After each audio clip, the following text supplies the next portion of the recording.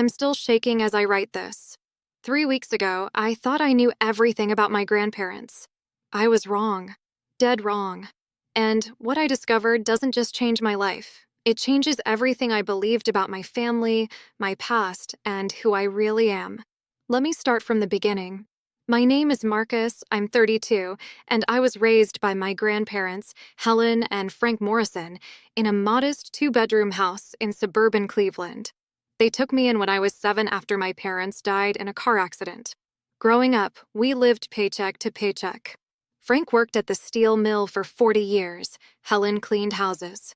We shopped at thrift stores, clipped coupons religiously, and I wore hand-me-downs until I got my first job at 16. But there was always something off. Small things that never made sense. Like how Frank would disappear every Tuesday evening for exactly 2 hours, claiming he was visiting his old buddy Jim. Or how Helen would get mysterious phone calls that made her face go pale, and she'd always step outside to finish the conversation. And then there was the mahogany box. The box sat on their bedroom dresser for as long as I could remember. About the size of a shoebox, with intricate brass locks that looked antique. Whenever I asked about it as a kid, Helen would pat my head and say, "Just old papers, sweetheart. Nothing important." Frank would add with a gruff smile, "Family stuff. Boring grown-up things." I respected their privacy. These were the people who sacrificed everything to raise me after losing their own daughter, my mother. If they wanted to keep some old documents private, that was their right. Last month, Frank passed away from a heart attack. Helen had died 2 years earlier from cancer. I was their only heir, their only family left. The funeral was small, just me, a few neighbors, and Frank's remaining buddies from the mill. Afterward, I faced the overwhelming task of going through their belongings. The house felt impossibly empty. Every room held memories. Helen's reading glasses still sat on the kitchen table next to her crossword puzzle book. Frank's coffee mug, stained from decades of use, waited by the sink. I spent 3 days just sitting in their living room, crying and remembering. Finally, I started packing. Most of it would go to Goodwill. They would have wanted their things to help other families in need.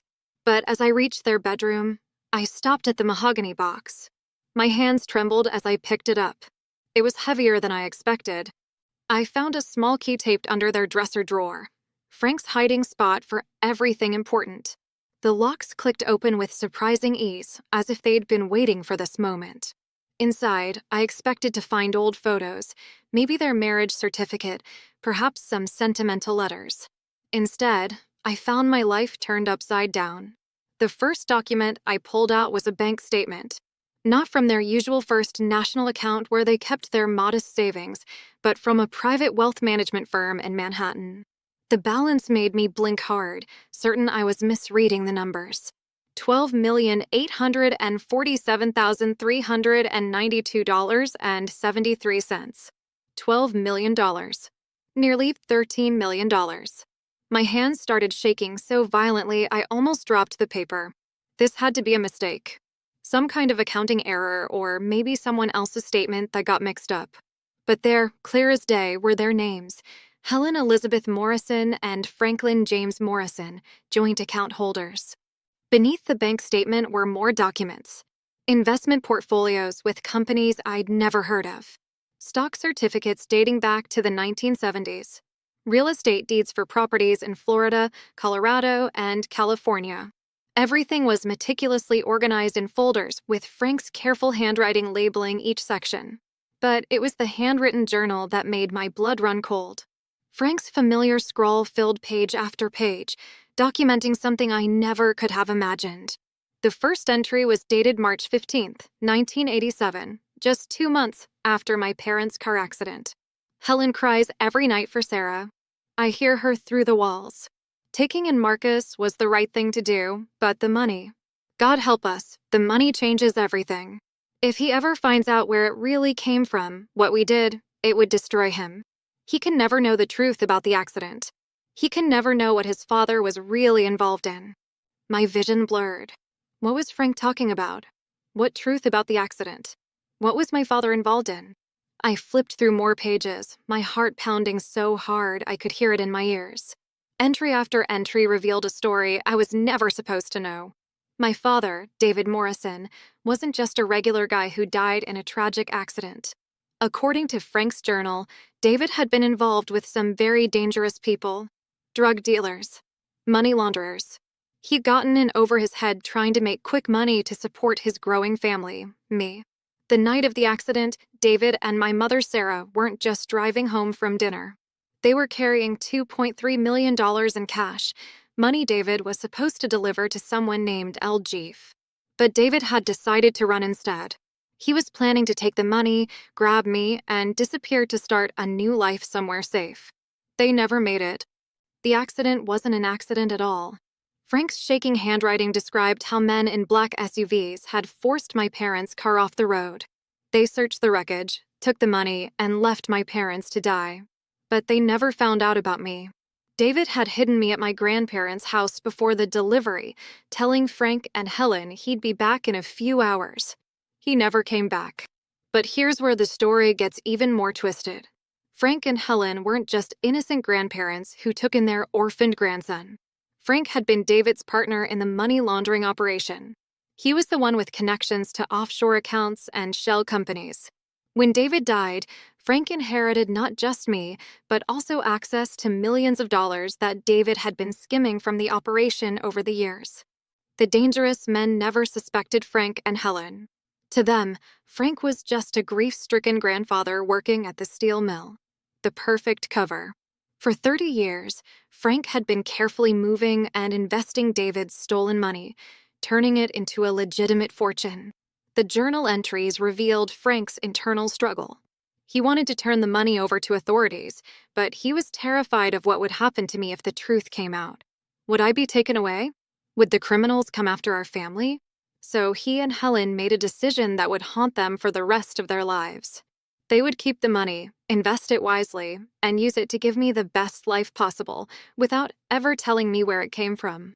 Every Tuesday evening, Frank wasn't visiting his buddy Jim. He was meeting with financial advisors, managing investments, and building a fortune that would someday be mine. The mysterious phone calls to Helen? Updates from private investigators Frank had hired to monitor the criminal organization that killed my parents, making sure they weren't getting close to discovering the truth about the missing money. As I read deeper into the journal, I discovered the full scope of their deception. The modest house, the penny pinching, the secondhand clothes, it was all an elaborate performance. They were millionaires living like paupers to protect me from a truth that could get us all killed. But Frank's final entries, written just weeks before his death, revealed something that made my blood freeze. The Delgado family is getting suspicious. After all these years, they're asking questions about the missing money again. Maria Delgado called Helen yesterday, asking about David's final days. She knows something. I've arranged for Marcus to inherit everything through the Cayman accounts. It's clean money now, legally his.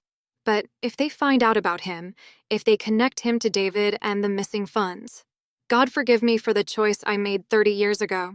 I pray Marcus forgives me too. The Delgados, Eljeef's family. And they were looking for me. I sat in my grandparents' bedroom, surrounded by documents that revealed I was heir to a fortune built on blood money, with killers potentially searching for me. The people who raised me with such love and sacrifice had been living in fear for 3 decades, all to protect me from a legacy I never knew existed. But there was one more document in the box. A sealed envelope with my name written in Helen's careful script. Inside was a letter dated just 6 months before she died. My dearest Marcus, if you're reading this, then Frank and I are both gone, and you've found our secret. I can only imagine the shock and confusion you must be feeling right now. Please know that everything we did, every lie we told, every sacrifice we made, was out of love for you. Your father made mistakes, terrible mistakes that cost him and your mother their lives. But you were innocent. You are innocent. That money in those accounts? It's yours now, free and clear. We made sure of that. Frank spent 30 years turning dirty money into clean investments. You can use it to build the life your parents wanted for you. But Marcus, please be careful. The Delgado family never forgot about the missing money. We hired people to watch them to keep us safe, but we won't be here to protect you anymore. If you choose to claim this inheritance, you need to know that you might be putting yourself in danger. There's a man named Robert Chin in Manhattan. His contact information is in the folder marked legal. He's been our attorney for 20 years and knows everything. He can help you access the account safely, or he can help you walk away if that's what you choose. We're sorry for the burden we're leaving you with. We're sorry for the lies. But we're not sorry for loving you enough to give you a choice. All our love forever, Grandma Helen. I'm writing this from a hotel room in Chicago. I left Cleveland 3 days ago after I noticed a black SUV parked across from my grandparents' house for 2 days straight. Maybe I'm paranoid. Maybe it's nothing. But I can't shake the feeling that the Delgados have finally figured out who I am. I have Robert Chen's number in my phone. One call, and I could be richer than I ever dreamed. I could honor my grandparents' sacrifice and live the life they wanted for me. Or I could walk away, change my name, disappear, and leave the blood money buried with Frank and Helen. But here's the thing that's eating me alive. I found something else in that box that I haven't told you about yet. A photograph. A Polaroid that was tucked behind the bank statements. It's a picture of me as a 7-year-old, standing between Frank and Helen in their backyard. We're all smiling, and Helen has her arms wrapped around me protectively. But in the background, barely visible behind a tree, there's a man watching us. A man with a scar running down the left side of his face. On the back of the photo, in Frank's handwriting, he knows. They've always known. God help us all.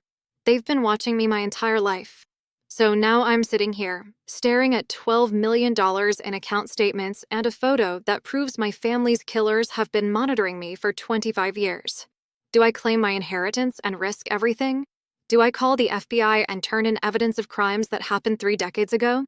Or do I run, abandon everything, and hope they lose interest in a ghost? What would you do? How do you choose between justice, survival, and the dying wish of the only family you've ever known? Because I have to decide by tomorrow. Robert Chin is expecting my call.